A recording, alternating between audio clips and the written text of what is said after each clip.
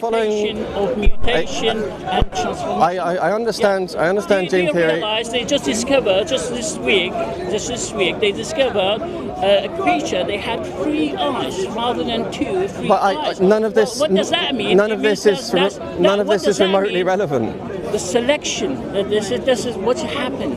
You know, this one he couldn't do that. He couldn't recognize them. They didn't survive. But none of this is. Are you able to handle philosophical dialogue at all? Is it pointless?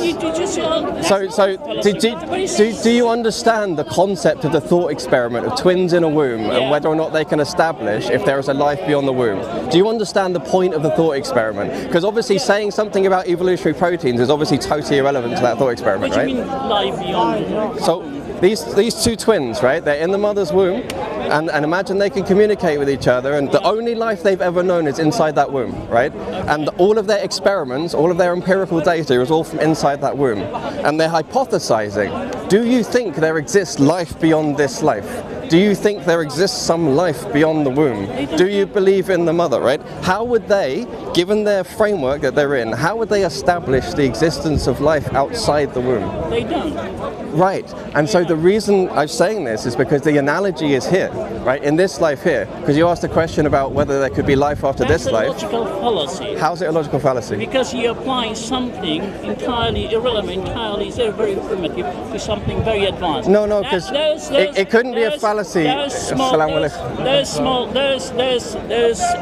in the womb, they don't have a logical reason. They don't have understanding. I don't think you followed the thought experiment. I don't think you followed the thought experiment, and I don't think you followed why making an analogy means you can't call it a logical fallacy, because I didn't say A follows B follows C because of this. So let's take things another direction, because obviously the philosophical stuff doesn't work so well. What science did you study? I did theoretical physics. Which one did you study? Biology. Sorry? Biology. Biology. Okay, you studied evolutionary biology. Excellent. Okay. So do you know one of the names of Allah is Al-Batin, which is often translated as the evolver? What? One of the names of Allah is often translated as the evolver. You know this? The evolver, the one who evolves things? Tell me the Arabic one. Al-Batin. Al-Batin? Yeah. Batin doesn't mean evolver. It's one of the common translations of it.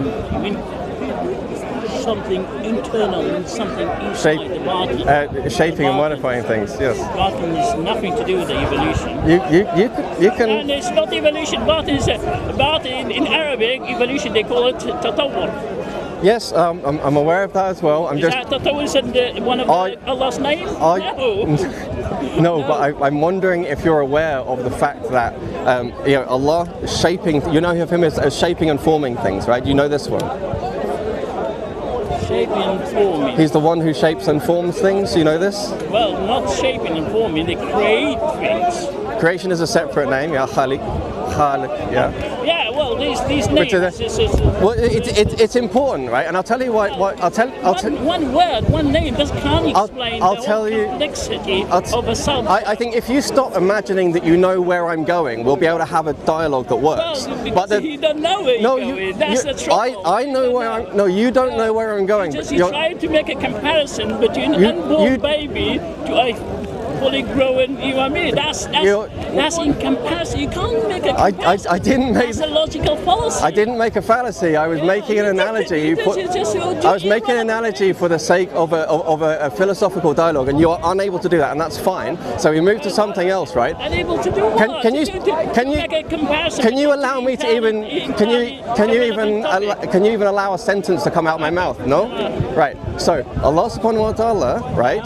He modifies and shapes things. If you don't believe that, fine, but it's one of his names. The point I'm getting to, right, is that evolutionary biology, first written about by Al-Jahiz 900 years before Darwin. Well, that's debatable. It's not remotely debatable. No. These are his treatise. Again, you can't. You jumped in. You can't let me finish anything, can you? Can I just correct you? No, just educate you. And you could let me finish what I'm saying and see if your correction is even valid. But you can't even do that. Can you even let me finish what I'm saying and see if the correction is valid? Please. Right? He wrote a book. But you have to give me a chance to talk, because afterward, you're just talking. I didn't even get a sentence out and you're jumping in. Okay. Right? Okay. Al-Jahiz wrote a book. Yeah. on nature, which included selection, right? Which included, and bearing in mind this is a Muslim in the Islamic Empire, which included selection, included speciation, all this kind of stuff, right? Now, the last thing I was going to say is it was at least as, if not more detailed than Darwin's original notes. You are absolutely wrong. Okay. Absolutely Prove me wrong. They believed in the things that what you call the spontaneous generation. Do you know Biruni? Who's Biruni. they? Sorry. Biruni, yeah. Leading Islamic scholar. Okay. That's not Al-Jahiz. Biruni, without doubt, he's one of the leaders. Guess what he said snakes came from? He said snake comes from woman's hair, long hair, is fallen inside of dirty mud. Where's your references? Do you want me to show you the reference? I'll show you the reference. No, you can just say the reference and we can look it up later. There's a paper written about. Just search for the spontaneous generation among Islamic scholars. Okay, just search that. Okay, so if we grant that is true, right? Then even under that, is that a problem with the Muslim or with Islam? Where's the problem? Well, no, you pointed out. You said that this is Islam talked about evolution. No. You see, no. I'm not. You don't know what I'm saying. What I'm saying, the reason I made that point about Al-Jahiz is because there is not a fundamental incompatibility between evolution and Islam. Yes. There is not. Yes. There is not. Yes. There's no incompatibility. Evolution, it doesn't say that there's such thing as a first human, and it doesn't say as human came from the dirty mud. Right. Hang on a minute. So the only incompatibility is to do with the relationship of chance. Yes. That's evolution doesn't say that. It's not. There's not incompatibility. It is incompatible. It says all of you from Adam, and Adam is from from mud. Does it say Adam was the only thing made from mud? Well, does that matter? No, because you're adding in your own things. Yeah, this is. If you say something, that's your interpretation. Because we have got lots of. No. Here's the difference. All of you. All of you. It says all of you. No, here's the difference. I'm not adding in my own assumptions. You are. That's the difference. No, it says look Adam wa Adam min al-turab. Yeah, so you're right. But I asked you, does that mean nothing else was made from turab? Well, it says, what do you mean nothing? Does it mean that only Adam was made from turab? Well, the very concept of made from turab is absolutely wrong. Okay, were other things made from light or only angels? Angels made from light, right? You know this from Nur? Well, yeah? I don't believe angels. Right, but no, it doesn't matter because obviously things other than angels are also made. Things other than angels, in the Islamic view, things other than angels are also made of light, right? So things other than Adam also made of mud, right? And when you say, what do you mean that's wrong? You studied your physical. You studied at university, and that's what he's saying.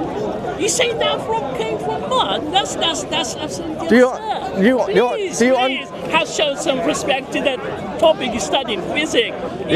We're not on the subject of physics here. I'd be even happier to go to physics if you want to go to physics. But the thing is, you don't even understand the basic idea that there's an analogy be given. Now, obviously, the turabin doesn't literally mean there's nothing but there was just light, smokeless fire and mud, and that was all that existed. That's no one's taken that to be what the Quran is saying, except maybe you. The idea. That's what it says. The idea. But it's not literally mud. It's a specific kind of clay. A lot of people go into a lot more detail on this. Well, scientifically, we are not created from mud. What materials? Hydrocarbons, right? Well, no. What's the material? So we're minerals and hydrocarbons, are we not? What do you find in mud? Minerals and hydrocarbons. We are product of circumstances, not just organic matter, that's not the mud. We came from specific, very suitable environment, earth, where liquid water and all the things came together to create, bring this is the concept of amino acid and molecule. That abiogenesis isn't nucleic acid and kind that of. That abiogenesis is the theory about how the first cells came together, it's not a theory. There's lots of scientific experiment. Are you saying it's not a theory? It's not just a theory. No. It is a theory. It's not just a theory. I didn't say just. I'm asking you whether or not it's a theory. Do you understand the difference between theory and fact? Gravity is a theory. Correct. Yeah. Yes. Does that mean gravity is not existent? It depends. It depends what exactly you mean by gravity. Well, the gravity that the one Is Newtonian gravity a fact? Well, what do you mean the fact? Is Newtonian gravity, is it a fact? Yeah, the general thing, yes. Newtonian gravity, is it a fact? Well, there is a modification by Einstein which says the gravity a modification? Yes. No, it's a complete replacement with an entirely different. No, it is. we use Newtonian gravity. The Newtonian. We do. Because Newtonian gravity still works. It's a model that works. It doesn't tell you anything about ontological reality. What the science is about. Science exactly. So what you're doing, so you have the logical fallacy of conflating the map with the territory. You're looking at the map and pretending it's the territory. This is the whole problem. This is why we can't have a detailed dialogue. Newton never said exactly what the gravity. In fact, he has got a quotation which says he's puzzled about this force. What is that? And this was why he was a good scientist, because he realized that we can only do maps. We don't know the territory via the maps. He noticed that this gravity, this is happens. It is real. That's what Newton did. Newton never said, "Oh, I now understand." In fact, he has got. Do you know what Newton's logic was? And lo, so it is on Earth as it is in the heavens. That was the entire logical connection between the two types of masses. That was it. Right? No, because the point is, all he's doing, and this is what you need to understand and do not understand about science, any of them, is that it only works in the space of models, and the map is not the territory. But you are unable to tell the difference between map and a territory.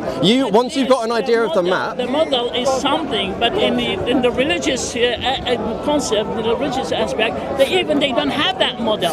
No. They don't have any false. model. Absolutely false. Absolutely false. The thing is, the Islamic model and the other scientific models both map to the same underlying reality. Right? Reality?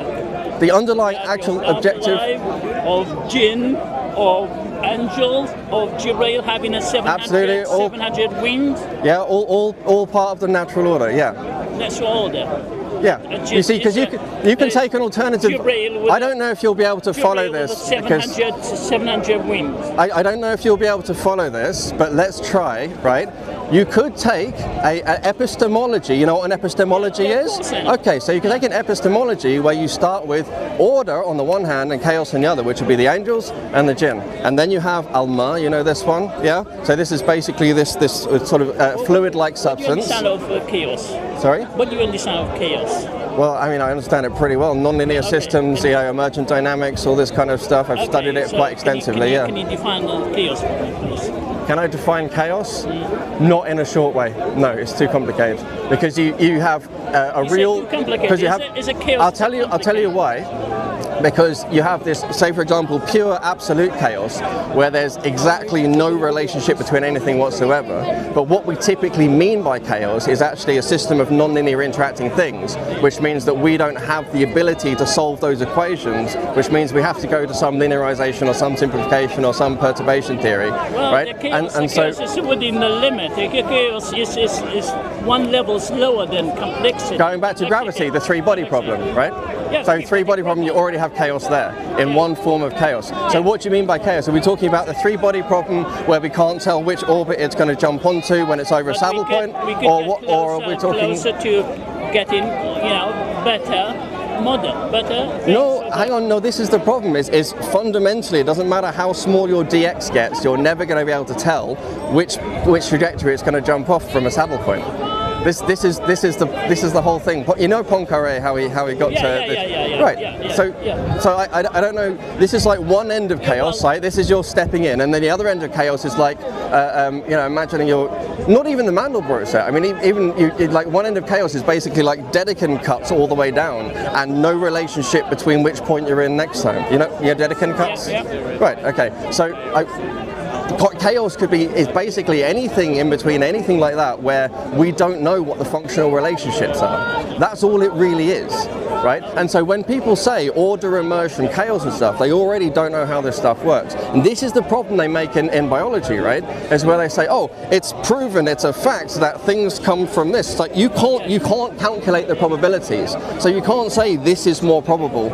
And the thing is, the probability is just things happen under the observation, direct observation. They're not direct observations. It is direct observation. You don't have direct observations of a million years ago. You don't. We have. For 25 years, they observe bacteria how change. Yeah, of course. They observe other animals how they change. Of course. So if the change happens naturally. Yeah, but those observations are not observations of a million years ago. Was anyone around to observe a million years ago? Yeah, but we have found out that. Yeah, so remember the map. Remember the map territory. Oh, well, like Lucy. That's hilarious. Well, you know how you call that hilarious? Okay, this Lucy. Now imagine I was to go to a graveyard and only dig up midgets, right? It's not just Lucy. Would I then be able to say it's a different species? Have you got knowledge about this? How long did it take them to discover that Lucy's thyroid was actually from a baboon? Sorry, thoracic vertebrae. Well, how long did it take them to discover that one of the bones they thought was part of the skeleton was actually from a baboon? How long did that take? Well, there might have been mistakes. Okay, maybe mistakes. No, Lucy, this is not the only fossils. No, I know. There's a dozen of like Lucy. No, they're not. They're not. There's dozens of small pieces from all over the place, and they put them together and give people the impression that it's Lucy is the only remotely complete one. They dug the same area, and they found a connection. Yeah, which is why I gave you the analogy of digging up a graveyard and only picking midgets. Smallfoot fossil. Huh? Smallfoot fossil. Yeah. A fossil called Smallfoot. Yeah. Discovered in South Africa. Yeah. How many pieces were actually together in the same being? Yeah, all of it. All of it. It was in a bedrock. Yeah. It took this guy, the paleontology who took it. It took him 30 years to separate the bones from the rock. You're missing the point, because the identification of one substantially distinct thing. This is why I say dwarfism, right? You understand dwarfs exist as part of human species, yeah? Yeah. Right. So finding one that's different, right? Now, a future paleontologist could dig up a bunch of humans, from a graveyard, and they find one dwarf, and they could say, whole different species. It's not just a dwarf. The structure of the face is different. The teeth are different. There are plenty of syndromes. Besides, it's not just a human dwarf in that. There are plenty of syndromes. And the elephant, you call it dwarfism. The elephant has got small on that island. Yes, of course. But the point is, because the difference is, right, I'm saying, yes, of course you expect to see variations, but to claim that we know for a fact it's a different species when you can't even pull genetics from them is a logical fallacy. You don't. How do you have genes that lasted that long? No, not Neanderthals. I'm not asking about Neanderthals. No, from Lucy. Where's the genetic material from Lucy? It's too long ago. Of course. Millions. So why are you denying when I say we don't have their genetics? Just because we don't have that one, it doesn't mean but don't deny it. When I say we don't have the genetics, just admit it and say we don't. What about the gene we have bred from Denisovia? Stop jumping all over the place. Stick with at least one thing. Lucy, for example, we don't have the genetics. All we're going on is pulling together different pieces of things that look like they're a different shape. How long DNA will survive in a body? Not nearly long enough for Lucy to work. Exactly. I know we won't have the genetics. Can you follow any comprehensive thought at all? How old was Lucy? I think from memory it's supposed to be 800,000, 900,000 years, something like that. Absolutely wrong. Even longer? Yeah, absolutely How wrong. long? Lucy was 3.2 million. Oh, she was a longer years. one. Yeah. But it doesn't change. The point is. It does, because DNA doesn't survive. I know it doesn't. That was my whole point. Seriously, the point was your pretending like we have evidence of speciation, but in order to have that, you would have to have different genetics. And the whole point is, your evidence of different speciation at those times is equivalent to digging up a cemetery, finding a dwarf and saying that's a different species, where in fact they're a human. You don't dig a cemetery. You do dig cemeteries. This is all the layer is been I'm dated. well aware of that. It's been dated. What you're missing, fundamentally, is you have a map that you made where you project your own beliefs on a priori, and then you map that onto the territory, and then you say this proves my a priori beliefs. It's not just from one thing. It's not just from the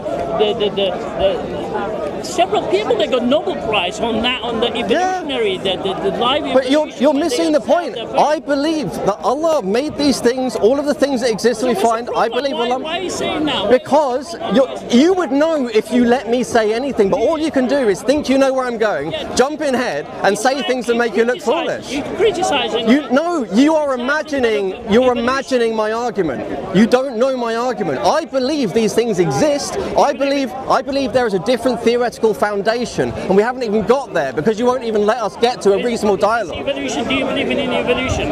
What do you mean by that? What do you mean this one? We have got only one. Do you know how many different variations there are on evolution theory? Natural selection. When you say natural selection, let me tell you where I differ. Let me tell you where I differ. Let's see if you can let me get one sentence out. Okay. Where we differ is, I believe Allah does the selection, you believe you have randomness happens.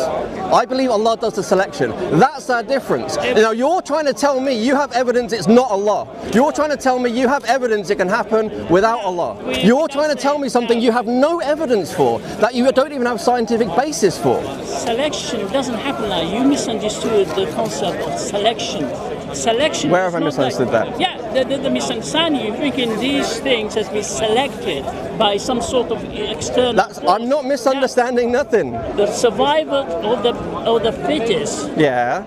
Animal can't survive. Can't do the birth. Let's at least be remotely more accurate and say it's survival of the optimal. Can't reproduce enough babies, so for that reason they die out. Survival of the that's a selection. You must have understood that even survival of the fittest is too oversimplified. Survival of various optimization parameters. So there's supposed to be, right, that okay, you have a bunch of things, and then certain variations means this particular one's more likely to survive, which means the other ones die off, and eventually, a bunch of these things appear, and eventually something is then different enough that it can no longer mate with the other ones, and so we call it a different species. I understand all of this, obviously, right? Because you don't know where we're differing. You have just projected onto me from the beginning. Yeah, but you say Allah no, does that. no, I'm saying there's two different theories, right? At least as far as we're concerned. One is that it can happen autonomously without the need of Allah subhanahu wa ta'ala, and the other is that it's what we are observing what Allah does. Those are the two positions. Well, the scientists discovered the first one. No, they didn't. Yeah, they have. No, the scientists. They haven't. They made clear observation. They noticed. But how do you know? How are you determining the difference between Allah doing it and Allah not doing it? How are you telling that? You are not just scientifically in trouble. You are philosophically in trouble as well. So that's means Allah is responsible. You don't know that. You don't know where I'm going. Allah is responsible for SARS-CoV-19. So you're saying Allah was responsible for bringing about this virus? Every single electron that moves is under His control. Everything. Well, that's your belief, which is, I do respect what you believe, but scientifically is absolutely wrong. No, it's not. No, because this is again what you don't understand the fundamental difference, and in fact you obviously don't understand Islam that you're supposed to have left, because you're not able to give. Right? I understand. Right? You say that, but you don't seem to understand how Muslims believe Allah operates. Yes. You don't, because you've been arguing against me as if I'm a Christian the whole time. Let it go to the Islamic sources and find out how they believe. So they believe in Allah is in control of everything, right? All the time. That's the thing. Full control. Well, that's the trouble with Islam, because they have got a problem with the al-mukhayyar wal-musayyar. They haven't solved that problem. Do you understand that? Al-mukhayyar wal-musayyar. I don't understand why you have a problem, but also you're jumping. No, you're saying that... Fundamentally, we have two different positions. I have good reasons for believing that Allah subhanahu wa ta'ala is managing everything. And for me, you're not going to differentiate that based on the evidence we find in fossil records, based on genetics, based on watching fruit flies evolve or anything like that, right? Because all you're doing is you're watching how Allah does it and you're attributing it to something else. It's just basic polytheism. It's not to something and when you else, say it is what has been observed. No, it's not. Scientists, they just observe. Yeah. They see there's no hand of Allah or any God or anything like that in these changes. It happens because of the mutation. It happens because of the survival. No. They're watching the things Allah does happen, and that's all they have. All they have is the map, and you pretend that the map is a territory. This is the problem. You can't tell the difference between the map and the territory. You know, your argument is like this philosopher who was arguing, he was giving an example, what's his name, about the invisible dragon, okay? He was saying that I have got a dragon, but it's invisible. They say, okay, we could measure the temperature. They say, actually, the temperature as well. No, because that'd be infrared radiation. That's another logical policy. Each time when you're going to say, okay, let me prove I'm not making the logical fallacies you think I am. You can further back to say, no, yeah, we can't prove that Allah is doing because Allah work in the mysterious way. I'm not in any way making God of the gaps. Show me how Allah does it. Sorry? Show me how Allah is does it. The whole point of this discussion has been able to say, in the domain that you claim... You believe in that Allah hang on. is giving the selection. Hang on. You need to let me... You keep jumping over me before I'm allowed to even finish half a sentence. No, you see, I just... but the thing is, you ask me and then you just jump over me the whole time. Okay. You'll never get the answer. And this is what you seem to be trying to doing, is preventing my view from even being presented to you. Answering the question. I will if you let me, but you won't let me. Okay, I'm listening. Right?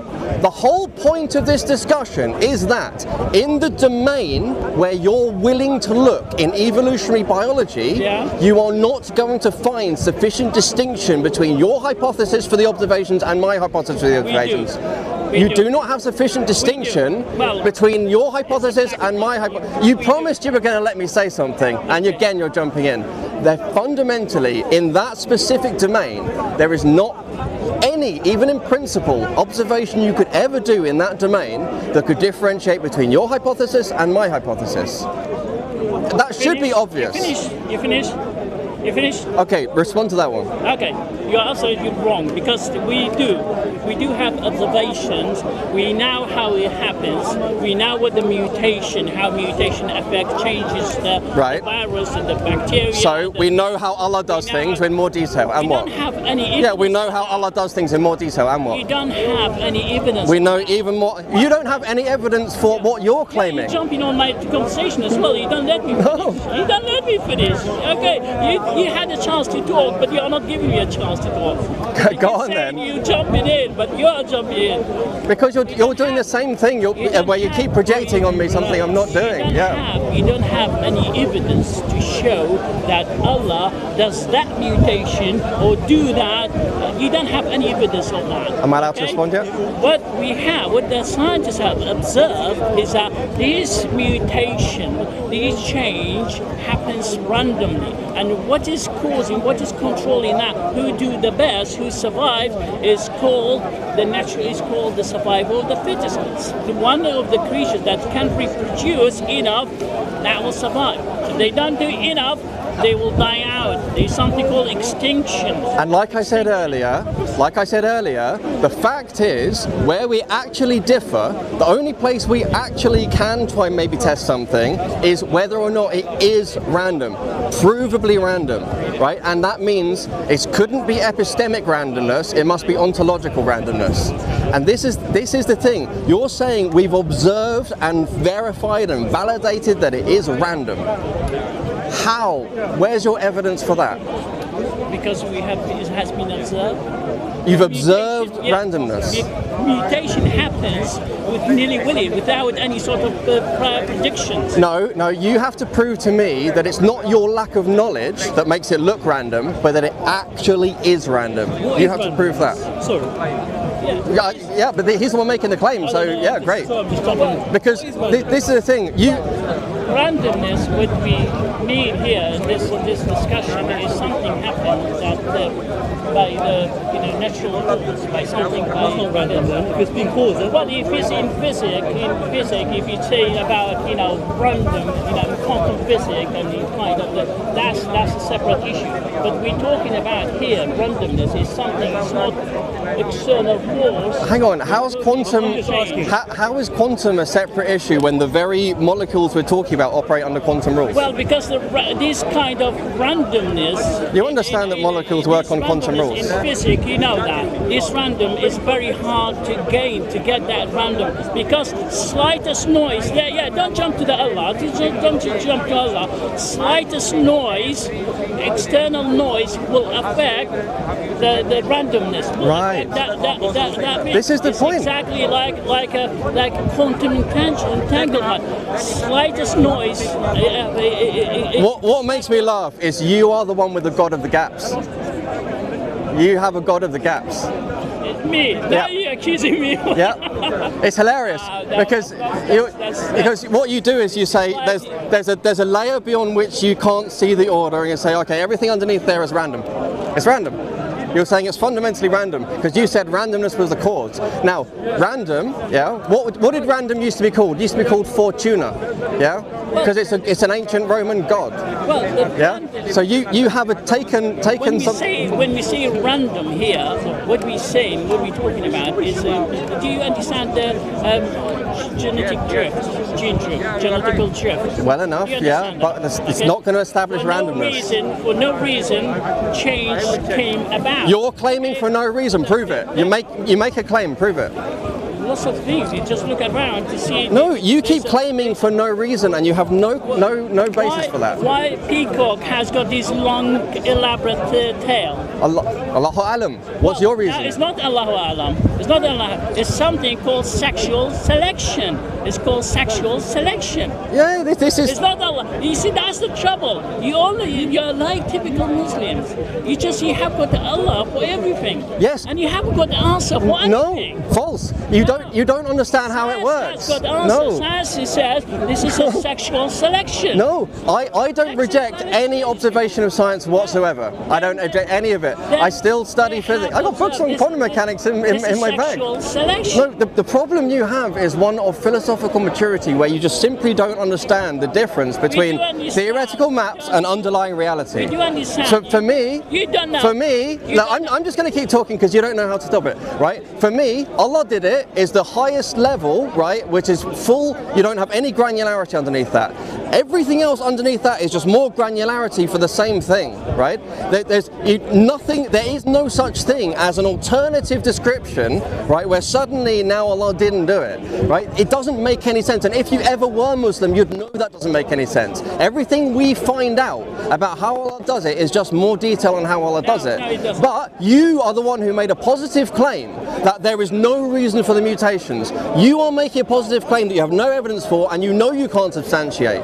You know this, but you're running from it, and you keep running to peacock feathers instead of admitting you're making an assumption that you have not only no evidence for, but you could not even in principle have evidence for it. I'll ask you, what's the reason for? Because that's a disadvantage. No. You're the one that made a positive claim that there was no reason. You made a positive claim there's no reason for the mutation. Substantiate your positive claim. I gave you example. No. We have is Allah. That's it. Allah. No. You made a positive claim that the mutations happen for no reason, that they're random. You made that claim. Yeah. I'm asking you to substantiate that claim. How are you substantiating the claim that the mutations are random? Genetical drift.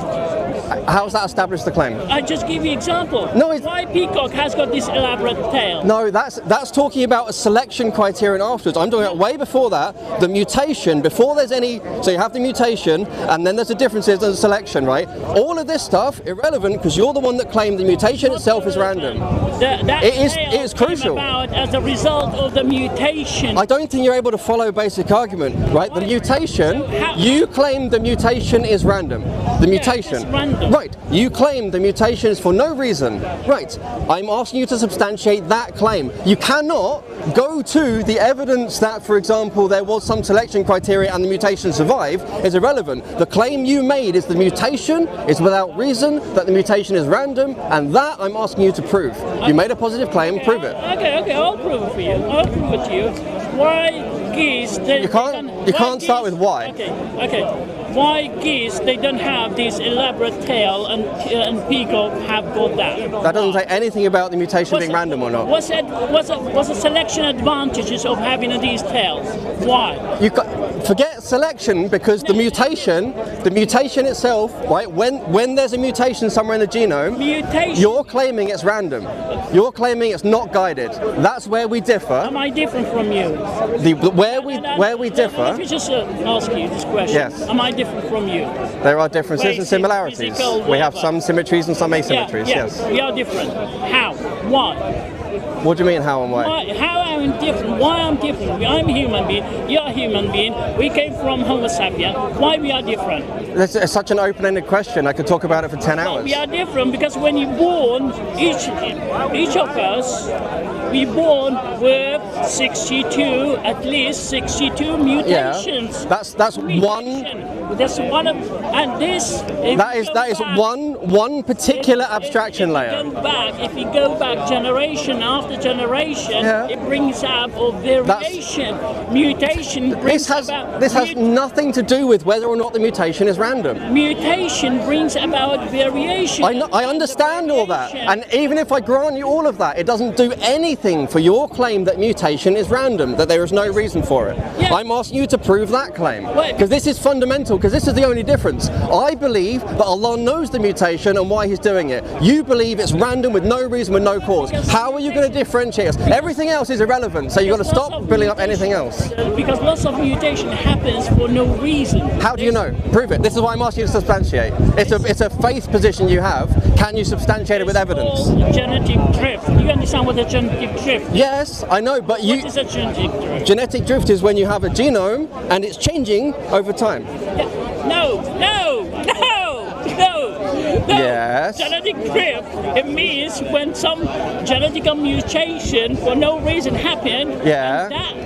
Not for no reason. No reason is something you're adding in. No reason is your article of faith. With a different shape for no reason. That's a genetic drift. It has got nothing to do with the natural. The observation of drift is an entirely different thing to whether it's for no reason. Genetic drift does not require adding the assumption there's no reason to it. This is just your fundamental assumption because you're fundamentally rejecting Allah. Which reason? Huh? Which reason? You are the one that claimed the mutations are for no reason, that they are proved to be random, and you have not been able to establish that. You're not even able to answer the question or ask the question. The only difference between us, I agree with the observations, I agree with all this kind of stuff, I agree that you'll see speciation. The difference is I believe Allah made the changes for a good reason that we may not know, and that's why it may appear random. You believe you have evidence for that proves that it is random, so give me it. What is the evidence that it is random? I gave you evidence, but you didn't. You haven't given any evidence. No. For some reason you don't understand. No, you don't understand the question. You made the positive claim that it is without reason. Why we have got all the different type of bird? Bird is a bird. They have to. Because Allah decided to speciate things. Because Allah decided to use a different. No, you can study the detail if you want to, but fundamentally, the question is about your claim that the reason for the mutations there is none. And that is simply your article of faith. It is pure faith for which you have no evidence. And in that, mutation brings about variation. I agree. Of course it does. Then But I'm asking you about the mutation before the variation happens, before this thing has become a being that can then compete, before any of that. You made the positive claim that the variations are specifically for no reason, that they're specifically random. And every time I ask you to prove that, you can't, and you can't even engage with the question. Well, because it's a pure article of faith. Because he doesn't understand the I fully do. Because he I doesn't fully understand do. the biology. I fully do. Because he doesn't It's understand more than why enough. we have got these variations. No, the variation. You said there's no reason. I'm asking you to substantiate that. We have got 1,000 and 1,000 species of frog. Why? All the different species. We're only talking about the mutations. You believe that the only difference between us. But why mutation happens? Why? Because Allah decides that it's the right mutation to make. You think it's random. No. You think it's random. I think Allah did it.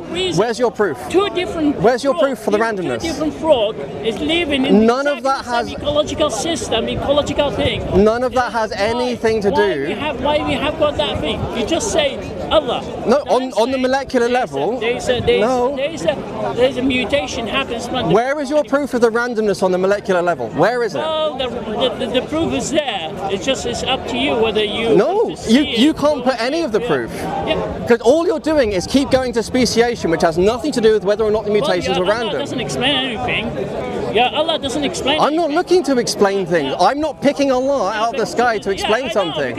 I'm just saying. No, we have different articles of faith. I have faith in Allah. You have faith in randomness, Fortuna, the Empress, right? Which is why you're a polytheist and I'm a monotheist.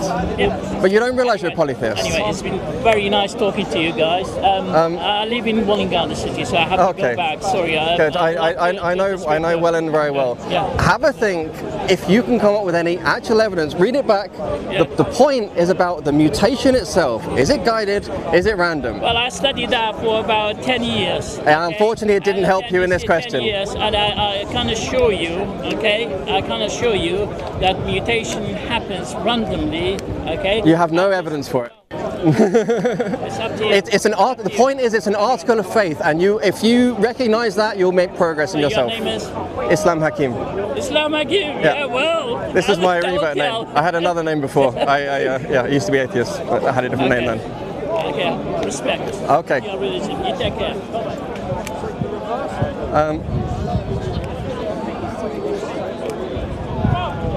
Someone.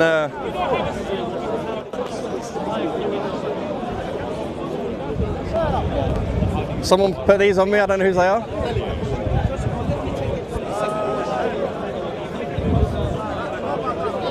I don't recognise them.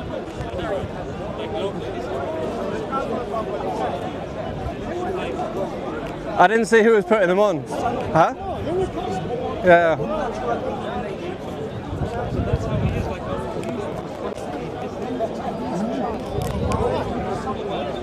Ah, is that yours, brother? There we go. There we go. It's all right. Most of it was a bit rubbish, but the main thing is to focus on when you clip it. Oh, okay. Okay. Yeah, I mean, so basically, it's unfortunate. What I was trying to get at is that this is a big problem that we have with people who are very fundamentalists in their cause and effect view, right? They believe, they take a priori that there is no God, that is their foundation, and they approach things from that foundation. So the point I was making is when we do all these studies in biology, right, we are finding in more detail how Allah does things. And within that domain, you're not going to find anything that differentiates whether or not Allah is doing it or whether it's happening from randomness, except if you go in and try and look and say, okay, what is causing these mutations to happen, you keep going down and down to different abstraction layers. But everyone cuts things off at some level and has a faith position. And this is what I was trying to get across to him, is he at some point has the faith that there is nothing guiding it, that it wasn't chosen, and he doesn't have evidence for that. And that was the whole point I was trying to get to, is people confuse the map for the territory. The map is how you break down the world into the way you think about things, and the territory is the actual stuff that exists and how it exists. And unfortunately, a lot of people conflate the map with the territory, and this is what this gentleman was doing. He saw things in a certain way, and he could not see that there's another way to see the same evidence. And my proof and why I believe Allah is doing it is entirely outside the domain of what you would study in evolutionary biology. If it wasn't for the Quran and the seerah of Muhammad sallallahu alaihi wasallam, I probably wouldn't have a solid belief for anything except a first cause, which is a philosophical argument that you can't get from observations in the first place anyway. So, may Allah guide him and give him time to maybe reflect on his own about how much faith is fundamentally involved in his position, and by taking faith essentially in randomness, as I pointed out, that used to be named as Fortuna. If you keep the agency but take away the anthropomorphization, it's still a deity. And he's still taking something due to Allah and attributing it to something else, which is still polytheism. And so at the end of the day, he's not really atheist, he's a polytheist in denial. And this is what I was trying to open him up to, but unfortunately he kept thinking he knew where I was going, and we didn't have a real quality dialogue that I was hoping for. Oh, there we go.